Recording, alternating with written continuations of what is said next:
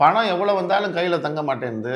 அது ரொம்ப சிரமமா இருக்குது. வர்ற பணம் வந்த உடனே செலவாயிடுது அப்படின்றதுக்கு நம்முடைய பாரம்பரியத்தில நெறைய விஷயங்கள் சொல்லி வச்சிருக்கிறாங்க.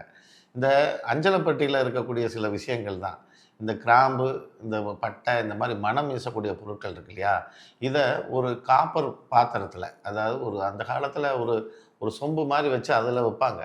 அதில இந்த பொருட்களையும் போட்டு, அதில வர்ற பணத்த சம்பளத்த அதுக்குள்ள வச்சு, அதிலேருந்து எடுத்து நீங்க செலவு பண்ண ஆரம்பிச்சீங்கன்னா, செலவுகள் வெகுவா குறையும். வர்ற வருமானம் அந்த இடத்துல தங்குறதுக்கு உண்டான சூழ்நிலை பிறக்கும். இந்த பணம் வைக்கக்கூடிய இந்த பாத்திரத்திற்கு முன்பாக தினம் ஒரு பூவையாவது, ஒரு சின்ன பூ, ஒரே ஒரு மல்லிகை பூவாவது அந்த இடத்துல வச்சுட்டு வந்தோம்னா, நிச்சயம் உங்களுக்கு பணம் சேரும்.